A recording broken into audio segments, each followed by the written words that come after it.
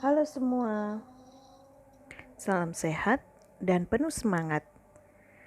Kita bertemu lagi pada pertemuan ke-23 yang akan membahas tentang surat pribadi dan surat dinas. Siapkan dirimu ya. Sebelum kita memulai pembelajaran hari ini, silahkan kalian berdoa menurut agama dan kepercayaan masing-masing. Kita berdoa, semoga kesulitanmu hari ini adalah penebus untuk kebahagiaan yang akan kamu temui di masa yang akan datang.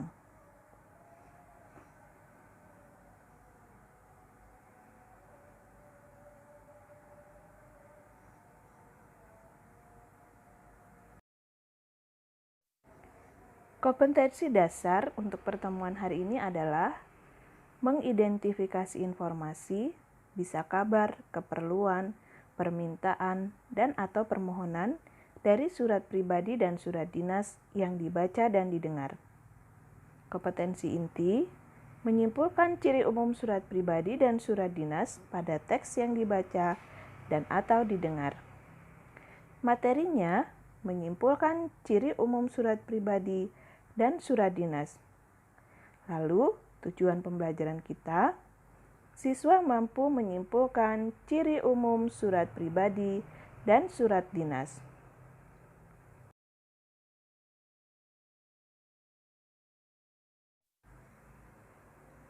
Nah, sekarang mari kita lihat apa pengertian surat. Mungkin kata surat sudah tidak asing lagi di telinga kalian. Tetapi, apa sebenarnya pengertian surat? Surat adalah bentuk komunikasi tertulis yang dilakukan oleh seseorang kepada orang lain dengan maksud atau tujuan tertentu. Lalu, seberapa pentingkah kita menulis surat? Mungkin ketika menghadapi situasi-situasi di bawah ini, kita dapat melihat betapa pentingnya menulis surat. Yang pertama, ketika kalian tidak masuk sekolah, maka surat dapat dijadikan alat komunikasi resmi memberikan informasi kepada sekolah. 2. Ketika ada peristiwa penting seperti hari ibu, hari ulang tahun mama atau papamu, hari besar lain, surat juga dapat dijadikan sebagai media menyampaikan perasaanmu. 3. Ketika kalian sedang berada di luar kota dan tidak ada alat komunikasi elektronik atau HP, surat dapat dijadikan sebagai media komunikasi. Yang keempat, ketika kalian ingin menyampaikan perasaanmu kepada orang lain, misalnya perasaan suka atau tidak suka, surat dapat dijadikan sebagai media untuk berkomunikasi. Selanjutnya, mari kita lihat jenis surat. Jenis surat ada 2, yaitu surat pribadi dan surat dinas. Yang pertama, kita akan pelajari tentang surat pribadi. Surat pribadi adalah bentuk komunikasi tulis yang dilakukan oleh seseorang kepada orang lain sebagai pribadi, bukan sebagai wakil atau urusan yang berkaitan dengan kelembagaan atau kedinasan atau resmi.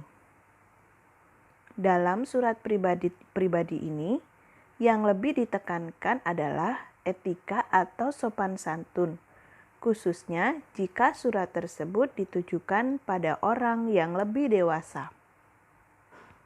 Dalam surat pribadi ini tidak ada aturan baku dalam penulisan, hanya sifatnya yang pribadi. Mari kita amati contoh surat pribadi. Surat pribadi kepada keluarga contohnya adalah surat kepada kakek atau nenek di Medan. Yang kedua, ucapan ulang tahun kepada ibu atau ayah atau adik atau kakak. Kepada sahabat, surat kepada sahabat yang lama tidak berjumpa karena sudah pindah ke kota lain. Contoh lain, surat kepada orang lain yang merupakan ungkapan perasaan kepada teman spesial. Selanjutnya adalah unsur surat pribadi. Unsur surat pribadi yang pertama adalah tanggal surat. Ditulis di pojok kanan atau kiri atas oleh si pengirim surat pada saat menulis surat. Contohnya, Pelalawan 25 November 2015. Lalu, alamat surat. Ditulis setelah tanggal surat.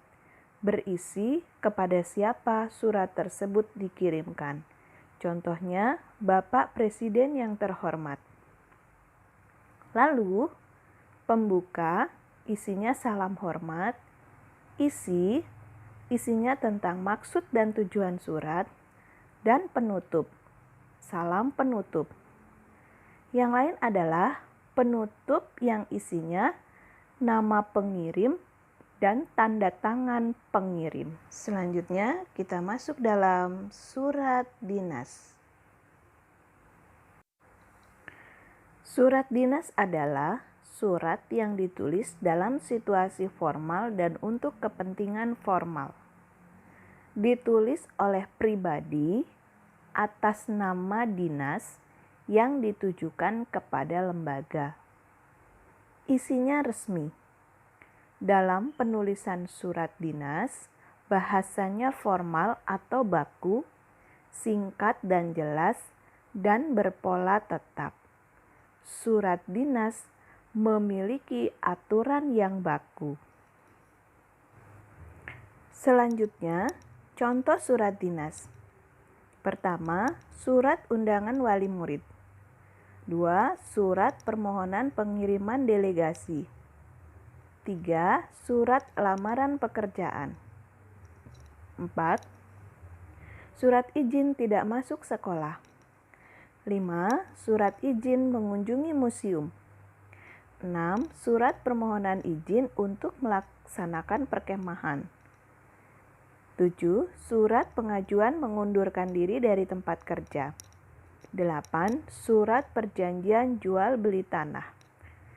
Apakah masih ada contoh surat dinas yang lain? Tentu masih ada.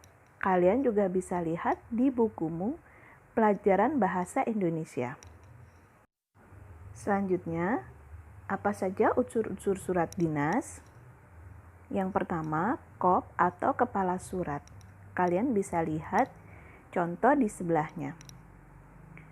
Pemerintah Kabupaten Boyolali, Dinas Kesehatan.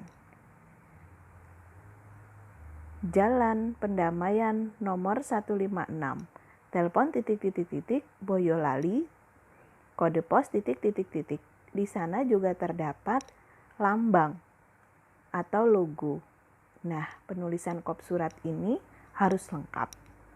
Yang kedua, nomor surat. Terletak di sebelah kiri setelah penulisan kop surat. 3. Tanggal surat.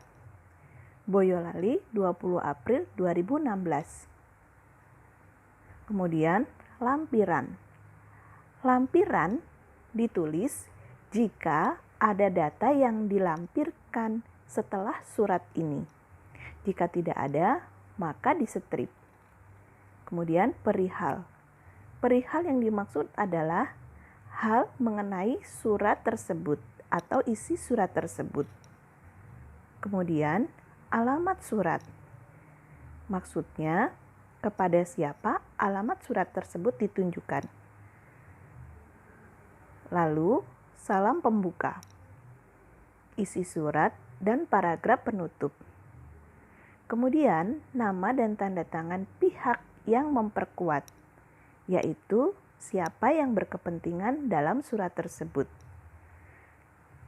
Lalu nama dan tanda tangan penulis surat.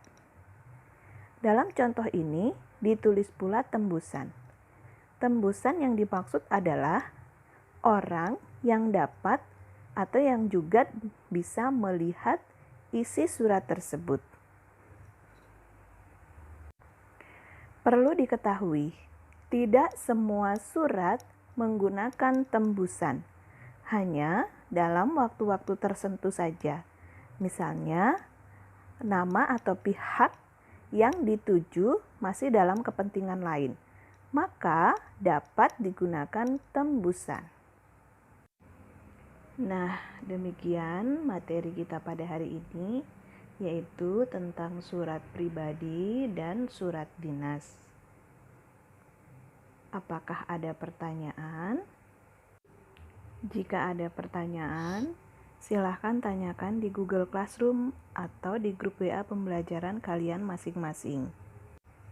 Sekarang, untuk memperkuat pemahamanmu tentang apa yang sudah dipelajari, silahkan jawab latihan berikut, lalu kirim jawabanmu pada Google Classroom di kolom tugas siswa seperti biasanya. Terima kasih sudah mengikuti pembelajaran hari ini. Tetap semangat dan jaga kesehatan ya. Bahagia dan jangan bosan untuk belajar. Tuhan memberkati.